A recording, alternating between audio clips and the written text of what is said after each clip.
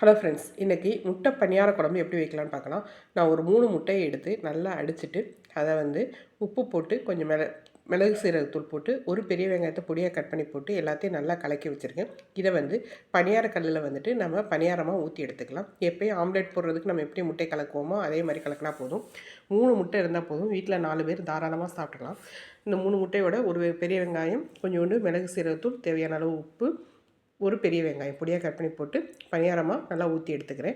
ஒரு 5 நிமிஷம் விட்டுட்டு நல்லா திருப்பி போட்டோம் அப்படின்னா பணியாரம் நல்லா புசு புசுன்னு சூப்பராக வந்துடும். இந்த பணியாரத்தை நம்ம எடுத்து தனியாக ஒரு தட்டில் வச்சுக்கலாம். இப்போ குழம்பு எப்படி செய்யலான்னு பார்க்கலாம். இந்த பணியாரம் எல்லாத்தையும் நம்மளுக்கு தேவையான அளவு ஊற்றி எடுத்து வச்சுக்கலாம். நான் இன்றைக்கி 3 முட்டை தான் போட்டிருக்கேன், 4 பேர் சாப்பிட்றதுக்கு. ஒரு கடாயை வச்சுட்டு அதில் நம்ம ஒரு 2 ஸ்பூன் எண்ணெய் போட்டுக்கலாம். எண்ணெய் காஞ்சதுக்கப்புறம் 1/4 ஸ்பூன் கடுகு, 1/4 ஸ்பூன் உளுந்தம்பருப்பு, 1/2 ஸ்பூன் சோம்பு, கொஞ்சம் கருவேப்பிலை இதை போட்டு நல்லா தாளிச்சுக்கலாம்.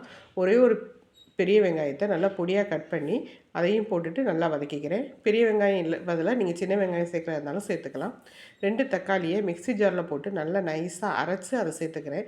தக்காளியை அரைச்சி சேர்க்குறப்ப இந்த கிரேவிக்கு நல்ல திக்னஸ் கொடுக்கும், நல்ல டேஸ்ட்டும் கொடுக்கும். அதனால் கருவேப்பிலை, கடுகு, உளுந்தம்பருப்பு, சோம்பு போட்டு தாளிச்சதுக்கப்புறம் பெரிய வெங்காயத்தை போட்டு பெரிய வெங்காயம் நல்லா வதங்கினதுக்கப்புறம் தக்காளியையும் அரைச்சி ஊற்றி இந்த தக்காளி வெங்காயம் வதங்குறதுக்காக நான் என்ன பண்ணியிருக்கேன்னா உப்பு, குழம்புக்கு தேவையான உப்பு ஒரு 2 ஸ்பூன் போட்டுட்டு நல்லா வதங்க விட்டுக்கிறேன்.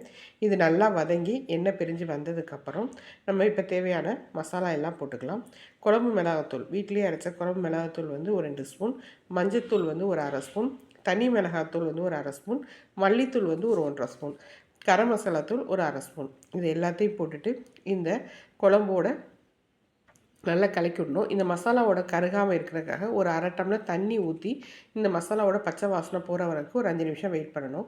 இப்போ ஒரு மிக்ஸி ஜாரில் 1/2 மூடி தேங்காய், 2 ஸ்பூன் பொட்டுக்கடலை, 1 ஸ்பூன் சோம்பு, 1 ஸ்பூன் கசகசா இது எல்லாத்தையும் நல்லா அரைச்சி நைஸாக அரைச்சிட்டு அதையும் போட்டுக்கிறேன். பொட்டுக்கடலை, கசகசா எல்லாம் போடுறதுனால குழம்பு நல்லா கிரேவியாக திக்னஸாக இருக்கும். முந்திரி பருப்பு நீங்கள் போடுறதா இருந்தாலும் முந்திரி பருப்பு போட்டுக்கலாம். நான் பொட்டுக்கடலை, கசகசா போட்டதே திக்னஸாக இருக்குங்கிறனால அதை போடலை. பாருங்கள், எண்ணெய் பிரிஞ்சு வந்துடுச்சு. இப்போ நம்ம அரைச்சி வச்சுருக்க இந்த தேங்காய் விழுது, நான் ஏற்கனவே சொன்னேன்ல, தேங்காய், சோம்பு, கசகசா, பொட்டுக்கடலை 2 ஸ்பூன் இது எல்லாத்தையும் போட்டு நைஸாக அரைச்சி வச்சுருக்கேன். அந்த தேங்காய் விழுதை ஊற்றிட்டு தேவையான அளவு தண்ணி ஊற்றிக்கங்க. பொட்டுக்கடலை, கசகசா போட்டுக்கிறனால குழம்பு திக்காகும். அதனால் தண்ணி நீங்கள் கொஞ்சம் பார்த்து ஊற்றிக்கங்க. உங்களுக்கு எப்படி குழம்போட கன்சிஸ்டன்சி வேணுமோ அதுக்கேற்ற மாதிரி தண்ணி ஊற்றிக்கங்க. நான் கொஞ்சம் கிரேவியாக தான் எடுக்க போகிறேன். ஸோ அதனால் தண்ணி கொஞ்சம் கம்மியாக ஊற்றிருக்கேன். இது சாப்பாடு, தோசை, இட்லி, சப்பாத்தி, பூரி எல்லாத்துக்கும் செம்மையாக இருக்கும்.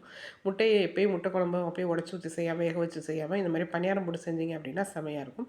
இப்போ நல்லா கொதி வந்ததுக்கப்புறம் நம்ம உப்பு காரம் செக் பண்ணிவிட்டு நம்ம ஏற்கனவே ரெடி பண்ணி வச்சுருக்க பணியாரத்தை போட்டுக்கலாம். எங்களுக்கு எல்லாத்துக்குமே ஒரு 4-5 பணியாரம் வந்தது. எல்லாத்துக்குமே 4 பேர்த்துக்குமே 4-5 பணியாரம் வந்தது. ஒவ்வொருத்தருக்குமே 4 பணியாரம் அல்லது 5 பணியாரம் வந்தது. 3 முட்டை தான் போட்டேன். ரொம்ப சிம்பிளாக சூப்பராக இருக்கும். ட்ரை பண்ணி பாருங்கள்.